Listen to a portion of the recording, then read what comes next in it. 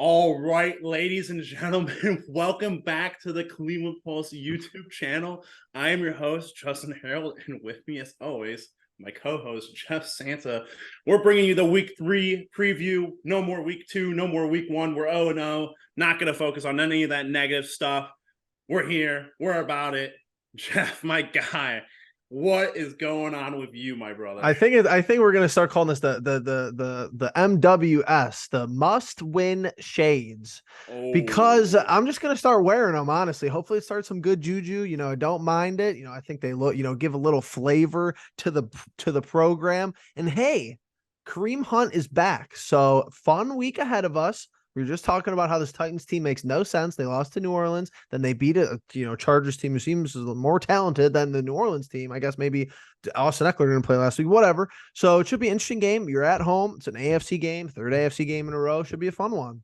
yeah, getting Kareem back. Interesting to see what he'll be able to do. Hearing that he's going to be a full participant. I mean, hey, when the guy's been here in this offense for the past, what now? Technically, I guess it's going to be all 4 years of Kevin Stefanski, or at least 3.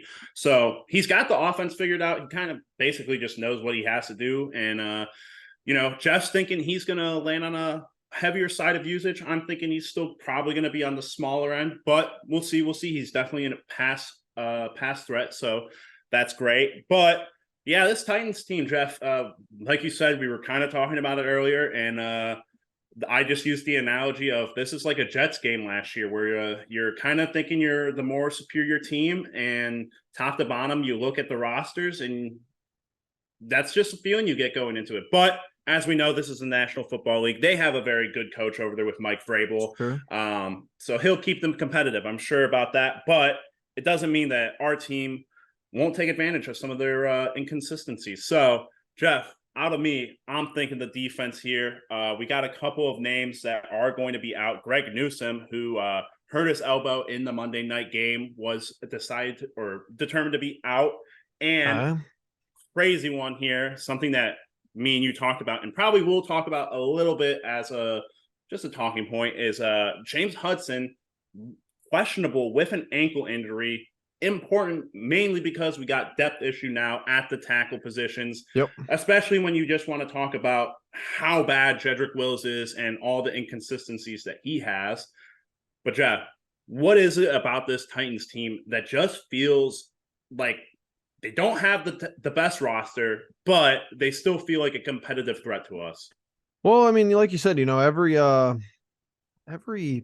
team in there's really no such thing that you could chalk up as an easy win in the National Football League. And when it turns, when you watch the games that make the least amount of sense to be, the easy wins, like week 1 for us, are usually that's how it goes. You're like, oh, this game's going to be close. This game's going to be close. And as soon as you think the game, sure, you might be more talented. Sure, you might be at home, whatever, man, you got to still go out and compete. And it's not like we've been, stellar executing on all facets of the football for the first 2 weeks. Right. If you execute and you just lose, that's one thing. But when you're playing kind of subpar football for some aspects of the game, you can't really, be too over your skis as far as the, who you're playing, just being like, oh, we really should beat them by 20. Not really realistic as far as, especially just, the Browns franchise. We know how it is, but I'm curious to see what Schwartz does, because I didn't really follow him a lot when he was defensive coordinators elsewhere. Is he going to, I don't know.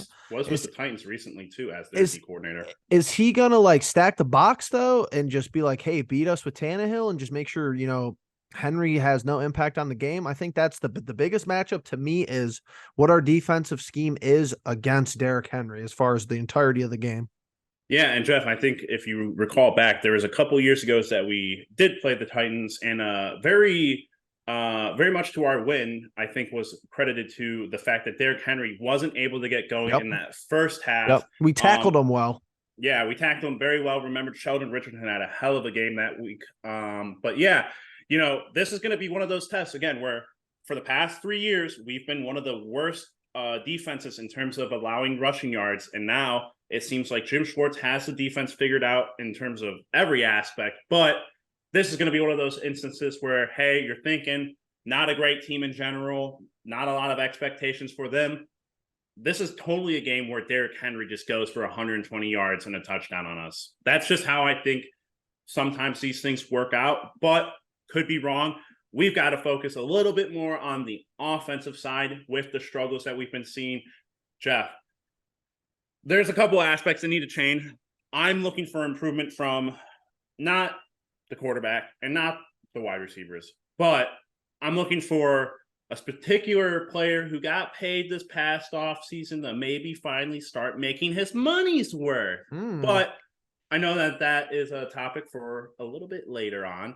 Do you have anyone that you're looking at that needs to have a game? Offensive, defensive, special teams? I mean, hey, who knows who we're going to put back there for punt kick returns, but someone needs to shape up back there. But Jeff, any thoughts? Honestly, just I really could. I certainly could care less who it is.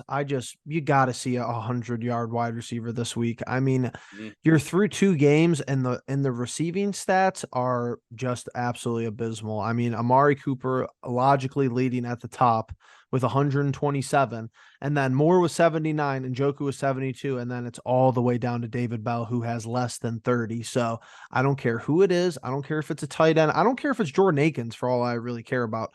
Just find somebody who has a preferable matchup and who's winning their reps, and just tell Deshaun Watson to just throw them the ball. I mean, I don't know how much more, we have to, we do this thing where, like, you see good drives and, like, I feel like now the offense has completely turned into what the defense was last year. You saw great to good drives out of the defense. You're like, okay, they're keeping us in the game. And then they just come out and absolutely lay an egg, suck, give up 3 or 4 plays as a touchdown. This year is the same way, but opposite. Now the offense, we either have a couple big plays and put points on the board, or it's just an absolute catastrophe. Nobody knows what's going on. You can't even, I feel like the balls aren't even placed where they need to be. The receivers aren't even running the right routes. The guys up front definitely can't block, which is a totally different thing. I know that we're dealing with some O-line issues. They're dealing with some O-line issues as well. I think they have an offensive lineman out this week. And that's another one of my big points. The week I want to pound the table and say, first time Wills makes a mistake, get him out of the game. Well, you kind of can't even do that anymore. Right. Yeah, you can't hold a guy accountable. That's the unfortunate thing for me here. But Jeff, you're talking about the passing game getting going. Nick Chubb being out. Do you think that they're going to be sending pressure just to make sure that Watson, has to get the ball out quick because he hasn't been able to recently? I mean, it's interesting. Jerome Ford, even though he had a good game in response to Nick going down, I still don't know how much of that, talk of Kevin Stefanski being, so sure that he's going to be the number 1 running back. I mean, Jeff, you said it. You thought that Kareem could definitely split 50-50 here. What is the focus now that Nick Chubb, for defenses? Let's try and talk about it from the opposing side.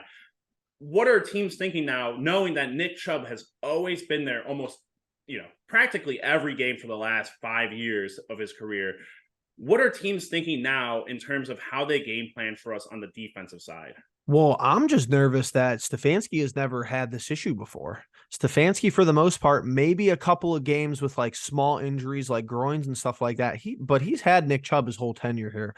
So if I'm Vrabel, if I'm the opposing defenses, I'm thinking, well, this dude really has only selectively been able to open up the passing game with Nick Chubb, with an elite running back threat. So now what is he going to do? But I'm thinking, my brain is twisted multiple different ways, because I'm thinking that Stefanski's not going to be very good at play calling with Chubb, and Vrabel's going to know this. Other defensive coordinators are going to know this, but maybe this is what kind of, and I can't believe that it would have to even come to this, but maybe this is what kind of gives Stefanski the kick in the ass to continue to be creative. Like, hey, we're not running the ball. Like, maybe he surprises us and he just kind of sticks to the formula. We're not running the ball 25 times on Sunday. Right. We're not running the ball 30 times. Like, I mean, I think Watson's going for 40, 45 pass attempts in this game, which, live and die by it, I guess. I don't know. I think it's going to be windy down there is what I've heard. It's Cleveland Brown Stadium. Who actually knows? Mm-hmm. But I think you're going to see defenses.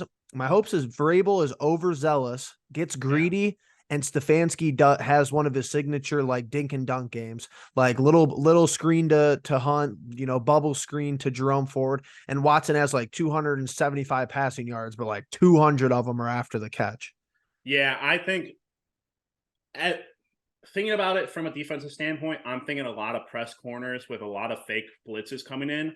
I think that you want to give Watson the sense of like, hey, people are holding on to the fact that you're holding the ball a little bit too long. We're Yep. gonna make you think that you got to get it out quicker than you're expecting. Ooh. Drop guys back into coverage. There were a couple times where I remember plain as day, Baker Mayfield's biggest issue for the Ravens was always a defensive lineman dropping back into coverage.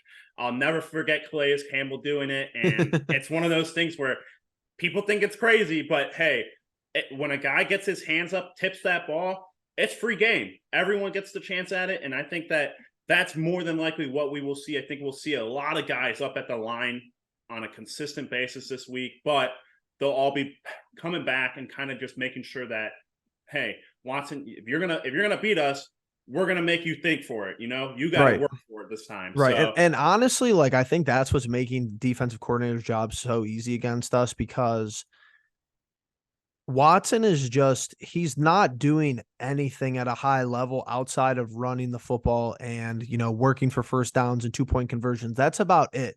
If he was extremely accurate, I think we would be getting away. I think you could get away with him being easily confused on where to go with the football, but he's not. He hasn't been extremely accurate. And the other way around, if he made a lot of high level reads, okay, you don't have to be as accurate, but really what we've seen through 2 games for, I would say 65 to 75% of his play is that he's confused on where to go with the football and the ball is not accurate. So that's a recipe for BS turnovers. And sure, turnovers are going to happen, but it's almost like we talk about this all the time. Did you take the turnover? Are you not shooting yourself in the foot with the turnover? Is it something that makes dumb sense? ones. It Yeah, can't just be dumb ones. You can't do stupid stuff, and you can't just be so readable out there where people are like, okay, we could easily confuse them with these type of coverages, which I think is what you were describing.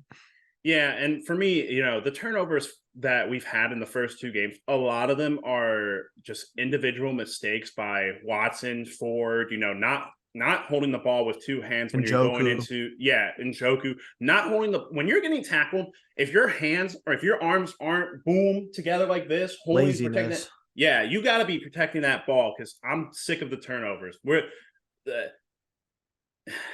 Without me trying to get too riled up here, as a defensive-minded person, I watched our defense not get any turnovers last year. Now I'm watching them, they're doing some things. They're going to get theirs. Yep. I can't stand turnovers. I'm just like every other person. But listen, when we start turning the ball over, I don't want to hear the excuses of, well, we're panicking now.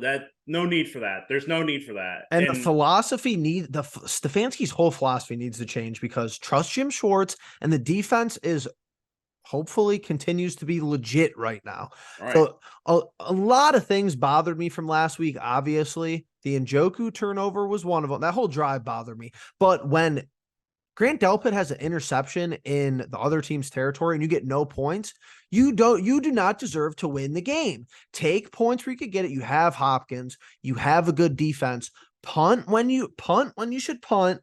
Like the analytics used to be the analytics because they have to be the analytics. Okay, the analytics are more conservative now. They're less, let's go crazy, 4th and 5, because if we punt the ball, the other team's going to walk down the field and score a touchdown. Those days are hopefully long gone. So if you could take, I could see us winning this game on Sunday. 16 to 14, and we win because we have 1 touchdown and we have 3 field goals, because you're just taking points with Dustin Hopkins and the defense is good enough. Hopefully Henry doesn't ball on your ass. It's fine. Yeah, I mean, well, and to that point, a 16 to 14, again, victories are victories. A 16 to 14 would be disgusting, but I take it, and I think this is our life.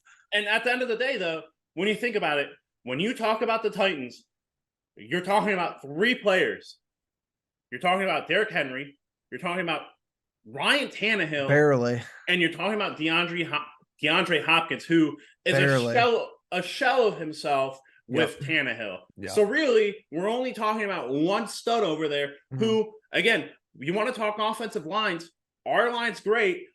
Chris Hubbard's over there starting at right tackle for them. Their offensive line's not going to be Is our line great, though? It's. I think this is the worst it's been. This is going to be. Yes, and that will be something to talk about maybe at the end of the season for why that could have been.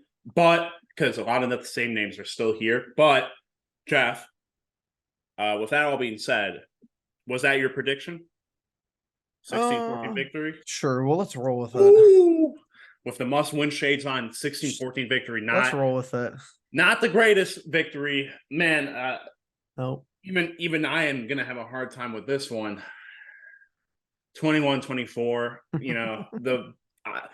It's got to be close, right? It's got to be close because anytime we predict it in gaps, there's it's a loss or it's not very good looking. So, but yeah, honestly, this is just going to be a game of like, if you're not making mistakes, the Browns are winning this game by a mile. If you're making stupid mistakes, face masking guys into the fucking sideline, it's 23 single digit win. That's about well, it. That's football too. Like if you play a clean game, okay, Derrick Henry could rush for 130 yards, and you still have a good chance to win. If you give him the ball twice, with 35 yards to go, and this is all about game. This is game theory and game philosophy, as far as I'm concerned. It's so sad, man. It's just so sad that every year, even with Stefanski, that we have to think like this. Take an early lead, and especially like a team like this, just take their best player away. If you go up 10, 14 points and it's halftime, if you're up 10 points at fourth quarter, they're not going to be running the ball. Make Tannehill. If Tannehill beats you, Tannehill goes for 400 yards and 4 touchdowns, and you didn't have any turnovers, and you didn't make any stupid mistakes, and Watson plays better than he's been playing, and you lose. You know what? I'm coming on here pissed off because we're 1-2 and we've dropped a home game. But am I really like, nothing feels like, last week. So whatever. Yeah. And for me, it's really, really tough to just get on here and be like, listen, keep the hopes alive. But I want to see us be aggressive, but I don't want us to lose the game, Right. It's like impossible. Do you be aggressive and try to go for big time win, or do you play it safe and just secure the win, Either way, people are going to let us know that, hey, something went wrong. Something didn't go as well as we thought. Sure. It does not matter. If we go 1-0 this week, you're 2-1 heading into the Ravens game. Yeah, you're in a good spot. You're in a good spot. You got the bye week 2 weeks out. You can readjust after that point. But if you fucking lose to the Tennessee Titans and Ryan Tannehill, I'm going to come on here and I'm going to probably need someone to take me off because I'm going to say some ludicrous things. Jeff's going to have to find a way to find the mute button or the kick out button on Zoom and get us out because I'm going to be saying some heinous things. It's just heinous things. I'm just not surprised if we lose this game. It's just like the franchise is such a spiral, man. It just is so unstable, and it's just so toxic, and it's just the internet is just so screwed up every which way, and I don't know, man. It's just not. I don't have great feelings. I've never had great feelings about this franchise, but like I said, we'll be locked in. We'll be there, but we'll be locked in, ready to go. We're gonna be here every single week, no matter what. No matter what. And we're 1-16 at the end of this year. Guess what? We're still gonna be here. And I say that, and I wanted to make a quick shout out because if we do lose this game, I've already told Jonathan Perilla that I will be doing a swanton bomb off the top of the balcony of Cleveland Browns Stadium. For all of you who don't know who that is or what that is, go look up Jeff Hardy and enjoy that video. Elite. Now, if that's all, Jeff, if that's all we got for us. Yep, go Browns. Yeah, I'll wait. Yeah, I said 24-21. Yeah, go Browns. If you guys made it all the way to the end of this video, make sure you're commenting. What's the score going to be? Who in the world on the Tennessee Titans is going to beat us? Is it going to be Derrick Henry? Treylon Burks. That's the name to look out for. Treylon Burks, as a second-year player, could do some things. DeAndre Hopkins, Watson's over here. Who knows? Tannehill. If I lose to Tannehill, I'm done. But that all being said, make sure you're subscribed. Make sure you're hitting the bell notification because we're going to be back right after the game's over to have a video up, if a live session maybe.